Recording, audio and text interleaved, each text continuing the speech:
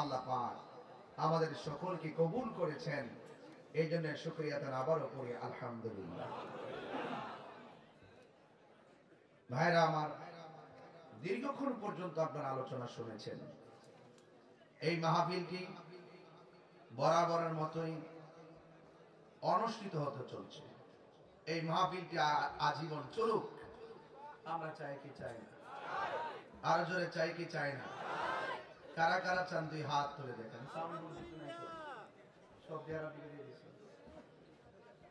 সবাই হাত তুলে, হাত সোজা করেন। নারে তাকবীর, নারে রিসালাত, আহলুস সুন্নাত ওয়াল জামাত। হাত নামান। কবরস্থানের উদ্যোগে, কবরস্থানের কবরবাসী, কবরস্থানের উদ্যোগে মাহফিল হয় না, কবরস্থানের কমিটির উদ্যোগে হতে পারে। মনে হচ্ছে কবর থেকে উঠতে মাহফিল করতেছে, ব্যাপারটা এরকম বোঝা যায় না?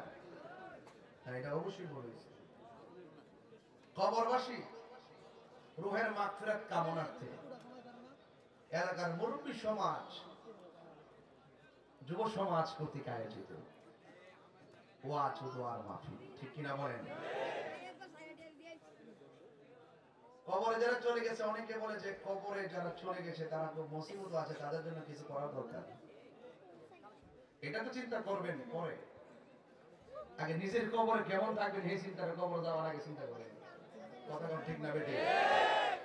যারা গেছে গা চলে গেছে, হয়তো জান্নাতের বাগানে আর না হয় জাহান্নামের গর্তে, মানে আপনি যাবেন কোন গর্তে সেই চিন্তা করা দরকার। যারা চলে গেছে তারা কোন অবস্থায় আছে আমরা জানি না, আমরা তাদের জন্য দোয়া করব, কিন্তু আগে নিজেদের চিন্তা করতে হবে। আমরা যে দুনিয়া চলতেছি, ফিরতেছি, খাইতেছি, ঘুমাইতেছি, একদিন তো আমাদেরকে এই পৃথিবী ছেড়ে চলে যেতে হবে। বলুন, আসল ঘরের নাম কি বিল্ডিং না কবর? এই কবরটা প্রতি বছর মাহফিল শেষে আমি জিয়ারত করে যাই, গুরুস্থানটা। আপনারা প্রতিনিয়ত জুমার নামাজের পর যখনই সুযোগ পাবেন, বাজারে আসলেও গেট দিয়ে ঢুকে এত দৃষ্টিনন্দন, উপরে কত সুন্দর দেখা যায়, ভিতর যে কেমন আছে আমরা জানি না। পরের বাড়ি রং সাজায় আর নিজের বাড়ি অন্ধকার। আগে নিজের বাড়িটা সুন্দর করেন। অনেকে বলে গুরুস্থানের একটু মাটি বাইনা করে রাখবে, টাকা দিয়ে বড় পারিবারিক গুরুস্থান বানাইলেই কবরে গিয়ে সুখ পাবেন না। আর টাকার বাড়ি তো আপনার বিল্ডিং বাড়িও আছে, বিলের মধ্যে আপনার জমিন আছে, টাকার জমিনের মালিকের অভাব নাই, কিন্তু কবরের বাইনা বলতে কি বোঝায় জানেন? আমি যে ঘরটা বানিয়েছি সুখে থাকার জন্য, বৃষ্টি যেন না পড়ে, রৌদ্র যেন না লাগে, কথা কোন ঠিক কিনা? বসবাসের জন্য যে জমির বাইনা করলাম, একটা টিনের ঘর তুইলা বাইনা আমি বসবাস করতেছি, এরপরে ওই ঘরের ভিতরে টাকা পয়সা, সম্পদ, স্বর্ণ গয়না সবই আছে। কিন্তু গুরুস্থানের ভিতরে যদি আপনি বাইনা করতে চান, এই বাইনা করবেন সুখ শান্তির জন্য, তাই না? এই জায়গাটা বাইনা করতে হবে দুইটা জিনিস দিয়া, তাইলে আপনি ওখানে গিয়ে স্বাধীনভাবে চলতে পারবেন, স্বাধীনভাবে ঘুমাইতে পারবেন, স্বাধীনভাবে থাকতে পারবেন। এই দুইটা জিনিস হলো, একটা হলো ঈমান আর একটা হলো নেক আমল। জোরে কন্যা সুবহানাল্লাহ। ঈমান আর নেক আমল।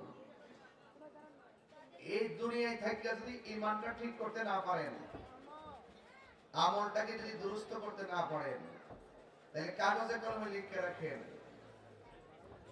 ব্যাংকের টাকা সন্তান তুইলাই না মাস্তানি করবে, আর কবরের ভিতরে আপনাকে জবাবদিহিতা করতে হবে, ঠিক কিনা? যুবক, আমি আপনাদেরকে বলছি, একটু সাউন্ড হইতেছে, আলাদা সাউন্ড, এই সাউন্ডটা হবে না, মাথা নড়াচড়া করতেছে, এগুলো হবে না, নীরব থাকেন। ভাইয়েরা আমার, তাহলে কবরটা বাইনা করতে হবে ঈমান আর নেক আমল দিয়া। এতে কোনো সন্দেহ আছে? মরার পর কি ঈমান ঠিক করার সুযোগ আছে? আমল করার সুযোগ আছে? নাই। যা করবেন মরার আগেই করে যেতে হবে। পচা বীজ, পচা বীজ যদি আপনি মাটির নিচে লাগান গাছ উঠবে? ইন্নাকা লা তাজনি মিনাশ শাওকিল ইনা। আঙ্গুরের গাছ থেকে কাঁঠালের আশা করা যায়? মাটির উপরে থাইকা নবীর সঙ্গে গাদ্দারি কইরান, মাটির উপরে থাইকা ওলি আল্লাহর সঙ্গে বিয়াদবি কইরান, মাটির উপরে থাইকা কোরআনের বিরুদ্ধে কথা বইলা, মাটির উপরে থাইকা মা বাবার বুকে লাথি মাইরা মাটির নিচে যায় আপনি জান্নাতের গালিচা পাবেন, এই আশা করা ভুল। এই জন্যই বলছি ইন্নাকা লা তাজনি মিনাশ শাওকিল ইনা। আঙ্গুরের গাছ থেকে কাঁঠালের আশা করা যায়?